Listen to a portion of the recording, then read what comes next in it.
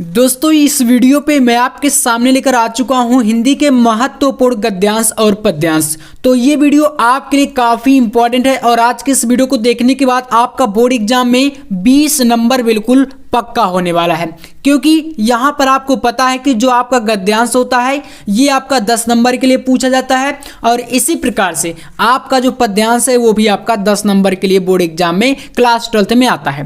तो यहाँ पर इस वीडियो को आप देखिए पूरा, यहाँ पर मैं आपको गद्यांश और पद्यांश को हल करने का फुल तरीका जो है आपको बताऊंगा, कैसे सॉल्व करेंगे और कौन कौन से गद्यांश और पद्यांश आपको तैयार करके एग्जाम में जाना है, जो कि आपके लिए बिल्कुल एकदम 100% आपके बोर्ड एग्जाम में आने वाले हैं। ठीक है, तो 20 नंबर का वीडियो है, आप लोग जल्दी से वीडियो को लाइक कर दीजिए और चलिए हम लोग शुरू करते हैं। सबसे पहले देखिए यहाँ पर आपको कौन कौन से चैप्टर से गद्यांश तैयार करने हैं। इसके अलावा आपको मैं एकदम बिल्कुल अच्छी तरीके से बताने वाला हूं कि आप सिर्फ इनको पढ़ के चले जाइएगा, एकदम आपका पूरा नंबर फिक्स हो जाएगा। पहला जो आपका यहाँ पर देखिए गद्यांश है, गद्यांश को हल करने का तरीका अभी आपको यहाँ पर मिलने वाला है।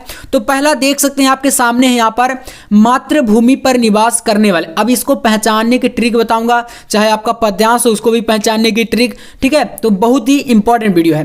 तो मातृभूमि पर निवास करने वाले मनुष्य राष्ट्र का दूसरा अंग है।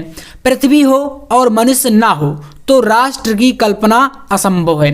पृथ्वी और जन दोनों के सम्मिलन से ही राष्ट्र का स्वरूप संपादित होता है। जन के कारण ही पृथ्वी मातृभूमि की संज्ञा प्राप्त करती है। पृथ्वी माता है और जन सच्चे अर्थों में पृथ्वी के पुत्र हैं।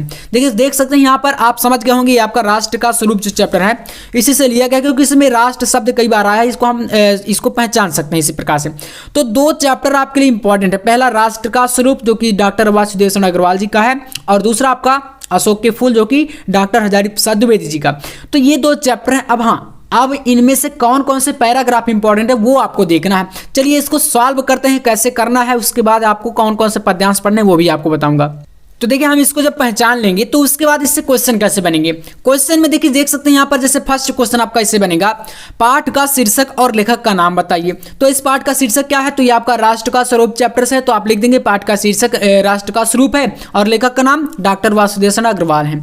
तो ये आपका पहला क्वेश्चन है। सेकंड क्वेश्चन इससे बनेगा, राष्ट्र की कल्पना कब असंभव है। तो भैया यहाँ पर देख सकते हैं इसमें बताया गया है कि पृथ्वी हो और मनुष्य ना हो तो राष्ट्र की कल्पना असंभव है। तो आंसर हो जाएगा यदि पृथ्वी हो और मनुष्य ना हो तो राष्ट्र की कल्पना असंभव है। नेक्स्ट क्वेश्चन यहां पर है जैसे कि पृथ्वी और जन दोनों मिलकर क्या बनाते हैं। तो यहां पर इसमें देखेंगे कि पृथ्वी और जन दोनों मिलकर राष्ट्र का स्वरूप संपादित करते हैं, काफी इंपॉर्टेंट है। तो यहां पर इसका आंसर हो जाएगा कि पृथ्वी और जन दोनों मिलकर राष्ट्र का स्वरूप संपादित करते हैं या बनाते हैं। अगला क्वेश्चन है, पृथ्वी कब मातृभूमि की संज्ञा प्राप्त करती है। तो भैया पृथ्वी मनुष्य यानी कि जन के कारण ही मातृभूमि की संज्ञा प्राप्त करती है, इसी में आंसर है। यहां पर बताया कि जन के कारण ही पृथ्वी मातृभूमि की संज्ञा प्राप्त करती है। अब अंडरलाइन यहां पर देख सकते हैं ऊपर की आप ये 3 लाइनें इसमें रेखांकित हैं, तो इसकी आपको करना है रेखांकित अंश की व्याख्या। व्याख्या कैसे करेंगे आप इसका देख सकते हैं यहाँ पर है कि जिस प्रकार पृथ्वी माता हमें जन्म देती है, पालन पोषण करती है, उसी प्रकार से हमें पृथ्वी अन्न देती है और इसकी धूल में हम खेलकर बड़े होते हैं, इसकी हवा में हम सांस लेते हैं। पृथ्वी भी एक माता के ही समान है और मनुष्य सच्चे अर्थों में पृथ्वी के पुत्र हैं। ये आपका पहला काफी इंपॉर्टेंट है। अब देखिए पद्यांश को कैसे हल करेंगे ये भी आपके लिए इंपॉर्टेंट है। तो पद्यांश में देख सकते हैं आपका यहाँ पर एक पद्यांश ये है, इसको भी सॉल्व कराऊंगा और एक आपके लिए इंपॉर्टेंट पद्यांश यहाँ पर ये है, इसमें भी आपको यहाँ पर देख रहे हैं 10 नंबर का ये भी आता है, आपको पता है। तो चलिए यहाँ पर दोनों को सॉल्व कराता हूँ आपको अच्छे तरीके से, क्योंकि दोनों इंपॉर्टेंट है और अगर आप लोग दोनों को तैयार कर लेते हैं तो इसके अलावा अगर आप नहीं भी पढ़ेंगे तो आपके एग्जाम में आ जाएगा ये। ठीक है, एक तो ये आपका आएगा ही आएगा। यहां पर देख सकते हैं दिया गया है कि नील परिधान बीच सुकुमार, खुल रहा मृदुल अधखुला अंग, खिला हो ज्यों बिजली का फूल, मेघ वन बीच गुलाबी रंग। तो आप इसको देखकर पहचान गए होंगे, अगर नहीं पहचाने हैं तो आप लोग इसको सुन लीजिए कहां से लिया गया है, कैसे करना है इसके क्वेश्चनों को, क्योंकि इंपॉर्टेंट तो इतना है कि मैं कह नहीं सकता। देखिए यहां पर आपने श्रद्धा मनु चैप्टर जरूर पढ़ा होगा, जयशंकर प्रसाद जी का है। ठीक है, तो आपका श्रद्धा मनु चैप्टर जो है उसी से लिया गया है। अब इसको सॉल्व कैसे करेंगे, क्वेश्चन कैसे बनेंगे।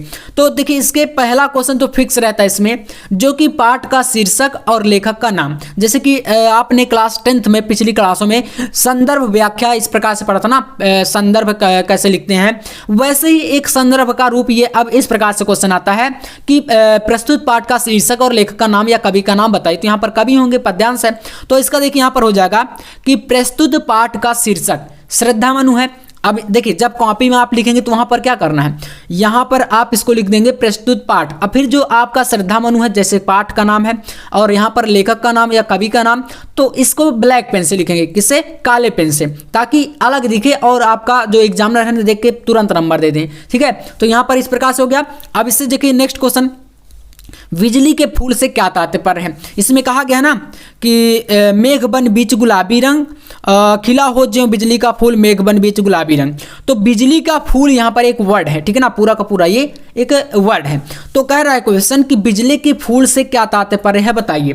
देखिए इसका यहाँ पर हो जाएगा कि बिजली के फूल से तात्पर्य श्रद्धा का आकर्षक गौर वर्ण युक्त सुंदर शरीर है, क्योंकि यहाँ पर कहा गया ना कि खुल रहा मृदुल अधकुलांग, यानी कि जो श्रद्धा है उनकी सुंदरता के वर्णन यहाँ पर पूरे में किया गया है। अब उसका अंग ऐसा दिख रहा है जैसे कि बिजली का फूल, मेघ बन बीच गुलाबी रंग, मतलब मेघ बन बीच, बन मतलब कि जो वन आप जानते हैं ना, जंगल, तो मेघ मतलब बादल, बादलों के बीच में जैसे गुलाबी रंग का कोई पुष्प या फूल खिला हो, इस प्रकार से लग रहा है। ठीक है, जैसे बादलों में बिजली होती है, ठीक है, वैसे ही चमकती है अचानक। तो यहाँ पर क्या है, सुंदरता का वर्णन है। तो इसका तात्पर्य हो जाएगा कि बिजली के फूल का तात्पर्य श्रद्धा का आकर्षक गौण युक्त सुंदर शरीर से है। ठीक है, अब देखिए नेक्स्ट क्वेश्चन यहां से एक जो कि फिक्स रहता है, रेखांकित अंश की व्याख्या। तो रेखांकित अंश यहां पर कौन सा है, मेघ बन बीच गुलाबी रंग, इसकी व्याख्या करनी है आपको। ठीक है, तो यहां पर देखिए व्याख्या कि प्रस्तुत पंक्ति में ऐसा ही लिखना है, शुरुआत की लाइन, प्रस्तुत पंक्ति में श्रद्धा अपने शरीर पर पीले रंग का मेष चर्म धारण किए हैं और उनकी वेशभूषा। देखिए यहाँ पर जो हमारा गद्यांश होता है, ठीक है, गद्यांश की व्याख्या आसानी से कर देते हैं, उसमें ज़्यादा प्रॉब्लम नहीं आती, प्रॉब्लम इसी में रहती है, तो इसको थोड़ा सा समझिए। तो अपनी भाषा में लिखना है, ठीक है, बना के। प्रस्तुत पंक्ति में श्रद्धा अपने शरीर पर पीले रंग का मेष चर्म धारण किए हुए हैं, उनकी वेशभूषा में से कहीं कहीं उसके कोमल अंग दिखाई दे रहे हैं और उन्हें देखकर ऐसा प्रतीत होता है मानो नीले बादलों के वन में गुलाबी रंग का सुंदर बिजली का फूल खिला हो। यही इसकी व्याख्या है, ठीक है ना। तो देखिए एक लाइन का हमें व्याख्या करना था, मेघ वन बीच गुलाबी रंग, लेकिन इसमें समझाने के लिए आपको ऊपर की लाइन का भी सहारा लेना पड़ेगा। क्लियर ना।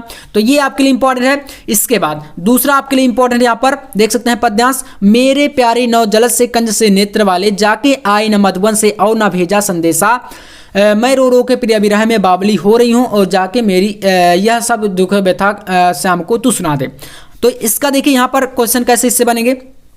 फर्स्ट क्वेश्चन इससे बनेगा कि राधा किससे संदेशा भिजवाती हैं। सबसे पहले समझ लीजिए कहाँ से लिया गया है, तो पवन दूतिका से। और आपको मैं फिर से बता रहा हूँ कि आपको पवन दूतिका और कैकेयी अनुताप ये चैप्टर भी पढ़ लेना है। पवन दूतिका तो सबसे इंपॉर्टेंट है आपके लिए, ठीक है। बाकी के यहाँ पर पद्यांश में आपकी ये दो काफी महत्वपूर्ण है। तो राधा देख सकते हैं किससे संदेशा भिजवाती हैं, तो यहाँ पर पवन, ठीक है ना, पवन के द्वारा, वायु के द्वारा।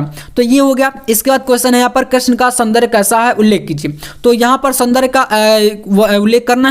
क्या कहा गया, मेरे प्यारे नौ जल से कंज से नेत्र वाले। कैसे होंगे वो, तो भगवान श्री कृष्ण जो है नवीन मेघ जैसी शोभा वाले और कमल जैसे नेत्र वाले हैं। ये उनकी सौंदर्यता की यहाँ पर व्याख्या हो गई। इसके बाद देखिए राधा की मनोदशा का वर्णन करिए। राधा की मनोदशा कैसी थी यहाँ पर, तो यहाँ पर बताया गया ना, मैं रो रो के प्रिय विरह में बावली हो रही हूँ।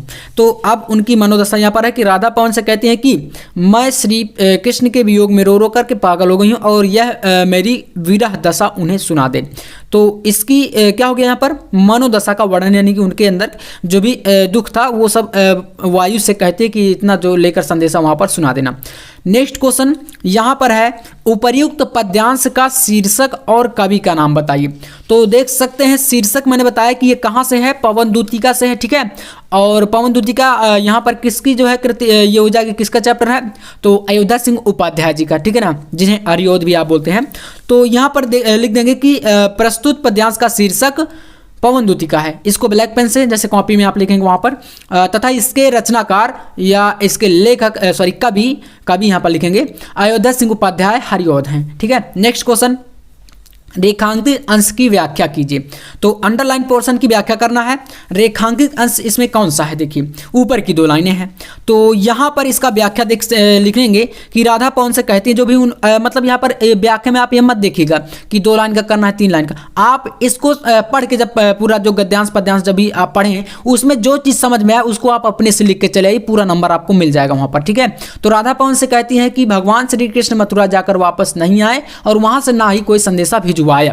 तो इतना आप लोग कर देंगे तो यहाँ से जो 10-10 नंबर के टॉपिक हैं बिल्कुल आपके फिक्स हो जाएंगे। बाकी के आपको मैंने बता दिया कि इन गद्यांश की अगर बात करेंगे तो 2 चैप्टर पर फोकस करना है, राष्ट्र का स्वरूप और अशोक के फूल, ठीक है ना, इसमें आपका ये फिक्स हो जाएगा।